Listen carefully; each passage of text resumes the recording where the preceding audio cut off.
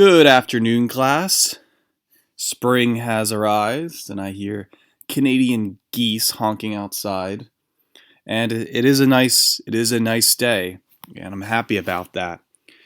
Well, as an artist, one of my focuses was on the modular and interactive arts. And I think there was one of those controversial subjects that most people do not understand. If you talk to someone about dialectic materialism or G.A. Cohen, nobody understands those things unless you give a lecture about them.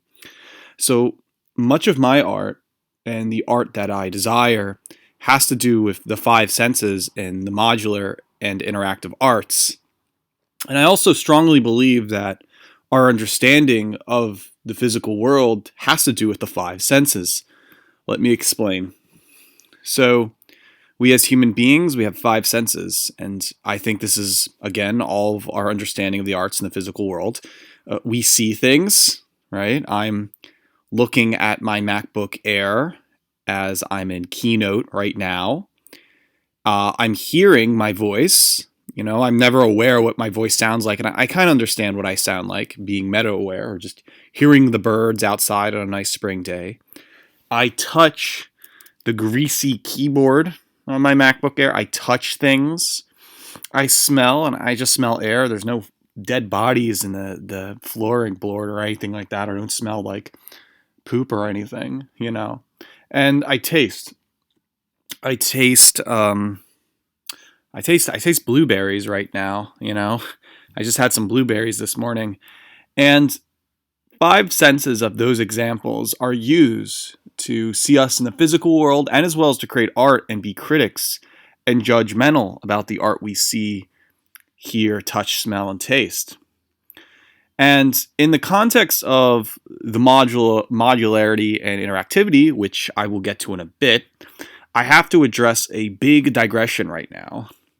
And that big digression is, can smell and taste be a part of fine art, modularity, and interactivity?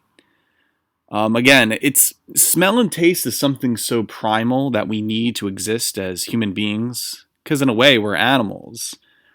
But often, how do we really construct art around smell and taste? Let me get into that. First, for smell, it brings up something I've remembered about how Disney World uses something called smellizers or something, or this technology where they deliberately put different scents around the park. So when people come to Disney World for the first time, they will associate this place with a certain smell, and they become happy, or they have memories based around it. And so this is smell as a form of social control. Maybe they're constructing the smell of how smell has something to do with association, but we as normal human beings, we're not in a lab right now constructing smell as an art. So I'm just using this as an example that smell can be a form of social control, or smell to bring up nostalgic things. I'll get to that in a bit, but this goes along with taste. And when I think about taste, I think the great group of tasters are foodies and chefs. I'm thinking of Andrew Zimmerman of Bizarre Foods, who just does nothing but eat bizarre foods from elk penises to chocolate-covered ants. And so when you taste these things, you as a foodie critic are criticizing, the food, and that goes from the chef who makes the food and the foodie who tastes it. And so in a way, this is more of something called a culinary art. And it's really hard to say that a chef has something to do with Picasso. I think, again, food is required for our nourishment, but I don't think food belongs in the fine arts. That's something called a culinary art. So both smell and taste go into something called a Proustian moment by Proust himself. And Proust in his works, talks about smell and taste being, primitive, using intuition. It's descriptive. Smell and taste can be nostalgic. It's also escapeness in that you become a witness to the environment. And so I think smell and taste is something very primal, and we don't have a full understanding of it, but it makes us more animal than we really are. And, to describe you're at a beach, you smell you smell the scent of seagulls, and it's really hard to describe that because how's your scent? That can help people bring to that Proustian moment. But again, in the context of modularity and interactivity, they say smell these markers. Those markers you would smell in the kindergarten class with like cherry, orange, and blackberry. Lick this doorknob, like from SpongeBob, licking doorknobs on other planets is illegal. Can smelling these markers and licking these doorknobs, can they be displayed in a museum created by modularity and advocate interactivity? For most of us, and for the sanity of this argument, absolutely not. And that's maybe for another video, maybe. I mean, I'm not the foodie fanatic on taste and smell. Maybe I used to have been a foodie, but then you kind of grow over that because foodie is the most incredible white gentrified thing you can ever be. Again, this is about modularity and interactivity.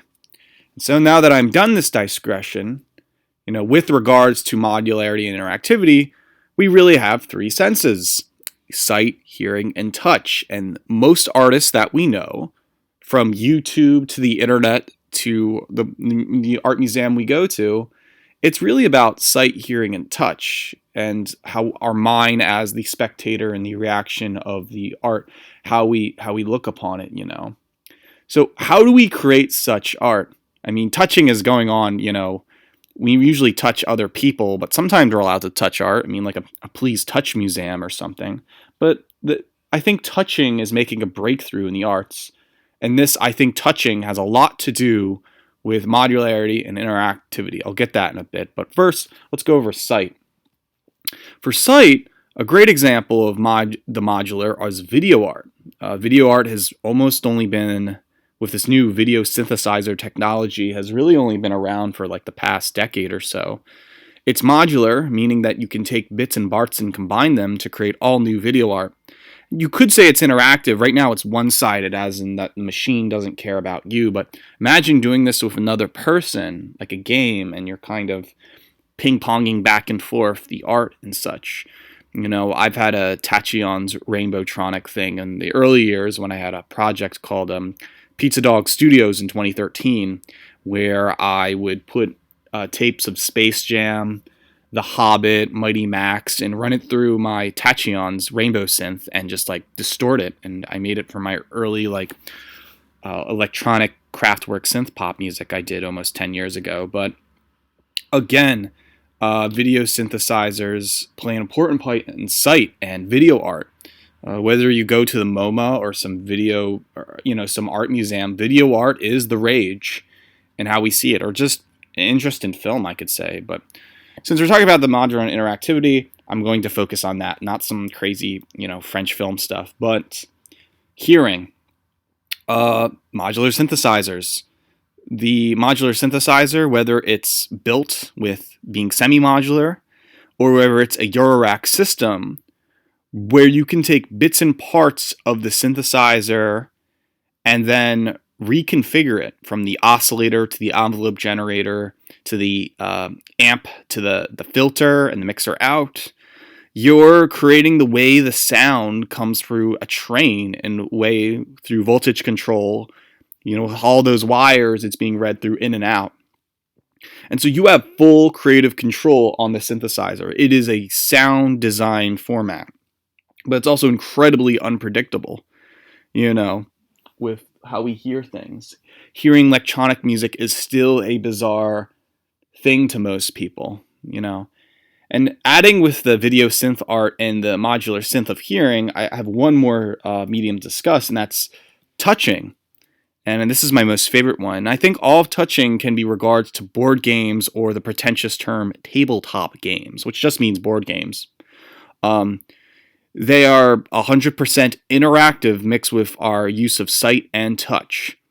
You could actually argue and say this is design in a physical format, that most of what we know as board games is just design, and there's these components that we read the rules, and the rules are kind of like guidelines, not ultimate, axioms, but we learn about this in our consciousness, and we execute the rules into the game, whether it's using, ice house pyramids or flux cards or playing Wiz War as Wizards are going. By playing these cards, we are interacting with another human being, not just the system, where I said before it was about video art where we're acting, or modular where we're acting with the system.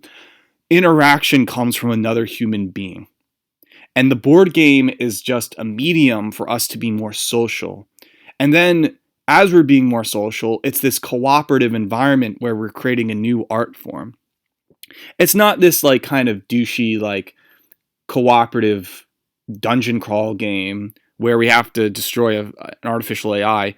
We are actually two artists in competition trying to win or make art alone, kind of like it's like an exercise, like a role-playing game exercise. And so you use touch with sight and hearing, and you're kind of creating this ultimate avant-garde art in the modular and in the interactive. For example, can we combine those three concepts? We'll have something called a React table, which was about a decade ago used by Bjork and Coldplay, where it's a board game in a way. It's not really much of a goal. Maybe there is goals, but you put down the blocks and they make noise like a synthesizer, and then they have visuals to it. You could say the videos are lacking, but as long as this is hooked up to a video synthesizer, the audience, is not only touching and hearing and seeing, we're also interacting with one another, creating this kind of new form of video art in a way, which I think the React table should combine. Like, our understanding of video art is still limited about how, like Jackson Pollock, can we take something from video and make it into our own art without the use of Photoshop. It's kind of like animation in a weird, bizarre way. It's really about our struggle to understand the senses with regards to interactivity and modularity in design. We're asking these big questions. What is interactivity? I've read pretentious works by Raphael Koster about how interactivity is like one-sided, or in the rules of play, how, oh yeah, it's one-sided. But I come from more of the Roger Caillou type of philosophy, man, play, and games, where interactivity is between human beings. What is reading?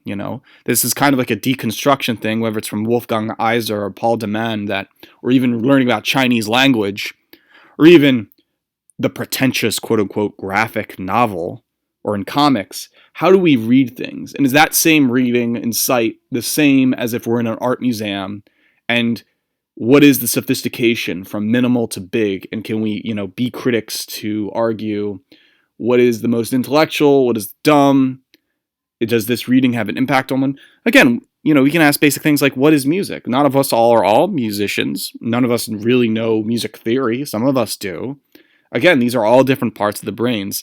Ask, what are the emotions I get from reaction, spectating, and interaction with the art that I'm seeing? You have to ask the ultimate philosophical question, what is art? And I think this might even just require a basic philosophy 101 class, or even just watch some School of Life videos that, read up on classical philosophy, because that ultimately makes an Übermensch man of yourself, to understand where you are in the universe and to be a paternal ethical force, which I think ultimately the artist is missing from themselves. As a side note, again, it's very difficult to display art in a museum or create as a work of art, that is design. But an understanding of such a concept, we can create new modular or interactive art. I'm kind of paraphrasing here Dieter Rams, who's known for his, calculators and record players and furnitures, his fun, pseudo IKEA, Apple iPod stuff. But Rams thinks in 100% about design. And ultimately, how do we display design? And I think board games, in a way, we read the rules, we create a conception of design as a social construction in our mind, and then we project it onto others.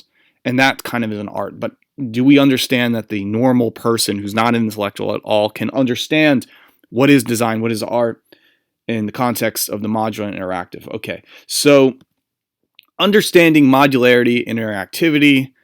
The modular requires us to take apart and recreate by using modules to create something new and unpredictable. The basis of design and construction creating complex structures. It's through play or random design by the system through the modular system we're working in. Synthesizer, video art, board games, all that. It's like random processing helps us do that, like a kind of like a story engine or some kind of design engine of sorts. Again, interactivity is between two human beings to create something new or more together, as opposed to quote unquote interacting with a computer, machine, or pressing a button. Again, this is a one-sided argument. I believe that there is no interaction from the machine.